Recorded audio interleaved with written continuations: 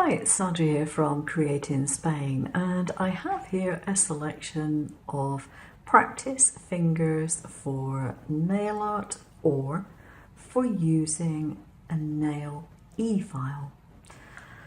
Now, the reason I made this selection here, I felt like playing around. I mean, yes, it's just me, isn't it? But I thought it would be quite useful for any of you who have an e-file and have not got the courage to use it. And for those of you who wanted to be able to practice without damaging your own fingers, I think that's a pretty sensible idea.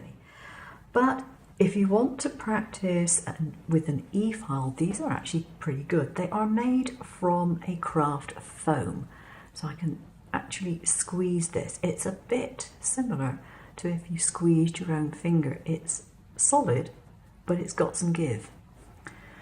Also, because it is a foam, if you were practicing with an e-file and you go over this bit, you will be able to damage it.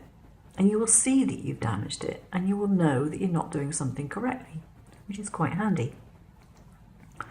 So how are these made? A couple of different ways. You can make a cast of your own fingers if you want. I've done this with some stamp gel. Whatever you're using, and certainly with stamp gel, coat your finger with a release agent first. So Vaseline or something of that ilk will stop the nail and your finger from sticking to whatever you've put on top of it.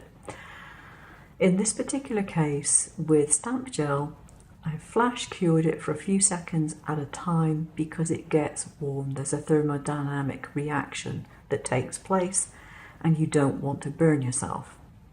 That's not what the stamp gel is designed for, that's just what I have to use it for. But it is possible to use it. And what I've got here is some of the craft foam. As you can see, it's very cheap. You get 60 grams of this for 90 cents and it weighs next to nothing.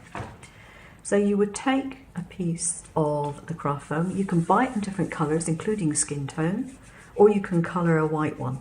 And you can use inks or, in my case, I use food colouring to actually colour the white and make it whatever colour you want. And you need some fake nails.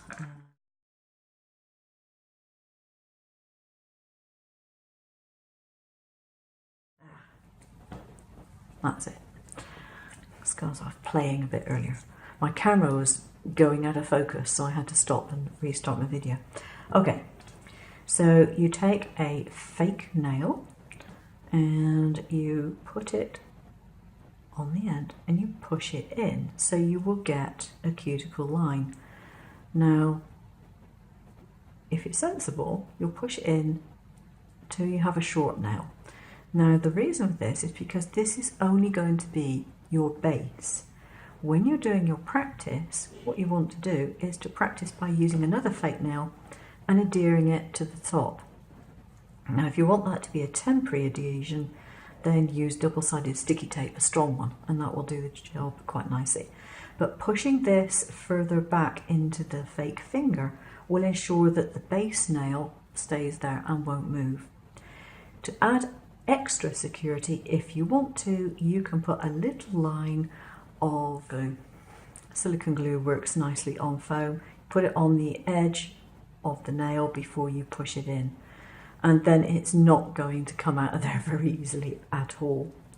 But that makes it more like a genuine finger with the cuticle around it, and you can mold that to your heart's content. If you want it really hyper realistic, then you can use a mold of your own finger. If you're not that bothered, just do it as I've done it just now.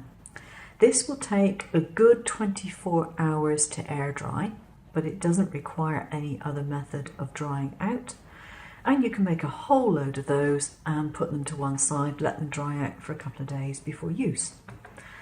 Here I just made a very simple stand from some wire and some hot glue made in a shot glass. Now, do grease your glass before you put glue in it or you'll never get it out again. But it can be made quite easily to use as a stand. And if you want to do that, put a hole with corresponding wire into your actual fake finger. Now, a word of caution, you cannot bend the finger itself once it's moulded and dried. So if you do want a curved finger, curve it before you allow it to dry. So then you can make a whole load of these. If you want to, you can make a whole hand load of them. Not a problem. And you can practice with your nail drill. Okay. And I've got my nail drill on its lowest speed. And for example, I will use one which is actually set.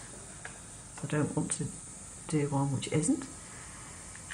So I can do all this and I can make sure that I'm not touching anything that I shouldn't.